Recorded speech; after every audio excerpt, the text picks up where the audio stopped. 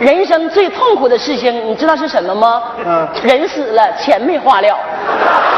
人这一生最痛苦的事你知道什么吗？啥呀？是人活着呢，钱没了。Hello， 大家好。伴随着加拿大疫情的发展，最近财务焦虑这个词在媒体出现的频率就越来越高了。根据信用咨询协会的报告，今年至少有1/4的加拿大人对自己的个人财务状况感到焦虑。如果只看55岁以下加拿大人的统计结果，这个数字呢就会大幅提升到1/3的加拿大人对自己的个人财务状况感到焦虑。易索普市场研究公司的一份报告显示，与加拿大其他地方相比，曼省和萨省的居民对自己的个人财务状况更加悲观。两个省中将近一半的受访者担心自己当前的债务水平，其中55%的受访者表示对自己所承担的债务感到焦虑，有51%的受访者每月结余不到200加元，这也是加拿大所有省中情况最糟糕的。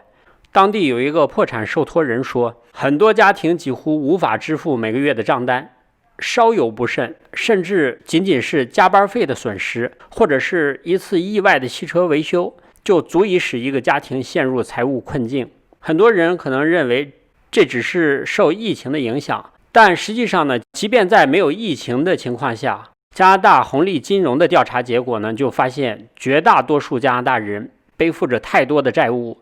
对自己的财务状况呢持悲观态度。具体调查结果如下：94%的加拿大人认为家庭平均负债太高，55%的加拿大人表示自己除了房贷以外的债务相当大，60%加拿大人承认自己的信用卡有欠债，67%的加拿大人表示知道其他人也有较高的负债，45%的加拿大人表示他们的支出增长超过收入增长，甚至还有2%的受访者表示他们背负的债务预计一生都无法偿还完。再看看美国的情况吧。美国银行最近一个调查发现，约有38%的富人因为担忧财务损失而感到焦虑，37%的受访者担心医疗费用意外增加，80%的受访者把他们以前通常花在娱乐、餐饮和旅行方面的钱转做了储蓄或者是紧急备用金。最近美国还有一家社交购物平台做了一个调查，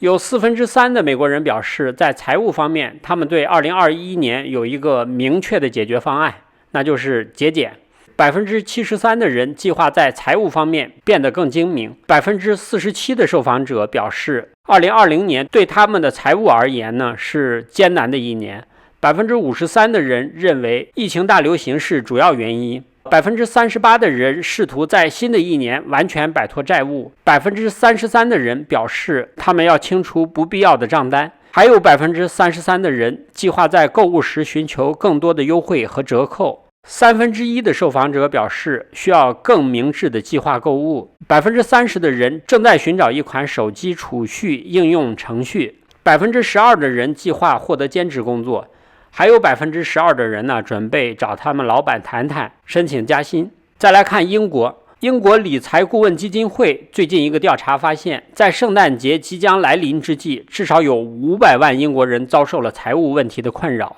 许多人不得不使用信用卡透支来支付圣诞节礼物、食品等费用。由于财务压力，超过300万英国人发现他们今年圣诞节过得不怎么愉快。以上这些呢，都足以说明一个问题，就是当危机来临的时候现金为王。就即便没有危机来临的时候也应该做好自己的财务计划。在平时呢，需要留出一定的备用金来应付各种突发事件。否则的话，如果你的收入超过支出，各种账单无法支付，然后信用卡透支还不上，这些呢都会导致严重的焦虑。因此呢，合理的储蓄有助于减轻你的不安全感和焦虑，尤其是像今年这样，因为疫情导致未来的一切都充满着不确定性每年年初都是制定新一年计划的好时候。对很多人来说根据自己的实际情况制定一份财务计划，在目前的这个大环境下显得更加重要了。因为未来所有的商场、超市、购物中心、电商平台他们都会比任何时候都更加挖空心思，让你打开钱包，每天就是花钱。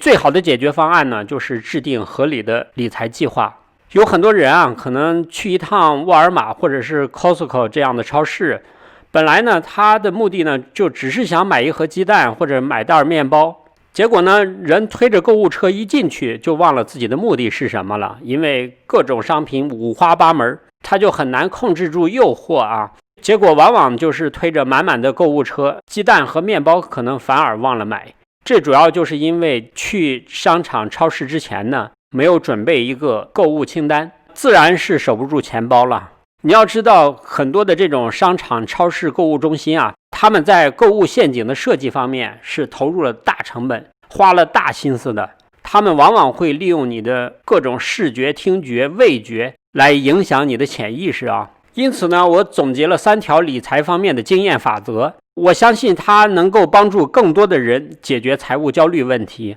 法则1，要为可能出现的紧急情况而准备3到6个月的应急备用金。财务规划师的一般建议呢是，如果你是个人或者是单身家庭，至少需要准备6个月的生活开支作为应急备用金。如果一个家庭夫妻双方都工作，那么至少需要准备出3个月的生活开销作为应急备用金。理论上来说啊，就是家庭拥有的收入来源越少，所需要的应急备用金呢就越多。因为这个事儿最重要，所以说我把它排在第1位。有了这个备用金啊，在出现失业或者是各种灾害等紧急情况下，你手里有一笔这样的应急备用金，它对你的生活影响就会小很多，当然也就会减少你平时的焦虑。法则2，50-30-20法则。这个法则呢，最早是由哈佛大学破产专家伊丽莎白·沃伦提出的。他是美国马萨诸塞州的参议员，曾经被《时代》杂志评为100位世界上最有影响力的人物。很多年轻人啊，刚刚开始学习理财，就是从50-30-20法则开始的，所以说它是非常易于上手的。下面咱们就具体来分析一下。50-30-20法则呢，就是把你的收入分成3个部分，分别占到50%、30%、20%的比例。第一部分呢是每个月的收入至少要留出50%作为固定费用支出使用。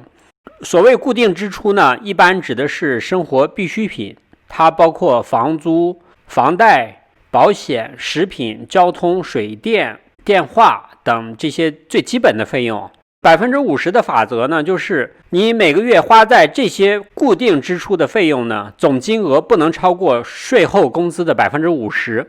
假如说你月收入是1万，那么你的固定支出最多不能超过5000。第二部分30%指的是你每个月的非必要支出不能超过税后工资的30%。所谓非必要支出啊，一般指的是你每个月用于提高个人生活质量的一些花费，比如说旅行、购物、休闲、娱乐，或者是买件新衣服、换个新电脑、新手机这样的开支。第三部分20%指的是你每个月税后收入的20%必须用于长期储蓄或者是投资。最简单的办法就是把钱扔银行存起来。所以50-30-20法则呢，总结成一句话，就是你每个月的税后收入50%用于生活必需品，20%用于长期储蓄，30%用于非必需品。这就是第2个法则，50-30-20法则。第3个法则呢，是在住房费用方面尽可能花费少于收入的30%。其实30%这个规则啊，最早是美国政府从30年代就开始确立的，它是衡量美国人住房负担能力的普遍衡量标准。根据美国人口普查局在2018年1年期的美国社区调查显示啊，有49.7%的美国人将他们收入的30%或者是更多用于住房成本。也就是说，在美国近1半的人，他们的住房负担过重。因此呢，无论在美国还是在加拿大，每年都有很多人选择搬家到住房负担更轻的城市，这也是在节省开支方面见效最快的方式。以上就是我今天要分享的告别财务焦虑的3点法则。如果你要能做到以上这3点啊，一方面呢，能避免自己的财务负担过重，养成良好的消费习惯，至少呢也能告别月光族吧。要长期坚持下去的话，那你就能积累更多的财富，最终呢远离财务焦虑。我的频道呢每天都会分享一些加拿大的生活、经济、房产方面的资讯，感兴趣的朋友欢迎订阅。谢谢大家的观看，再见。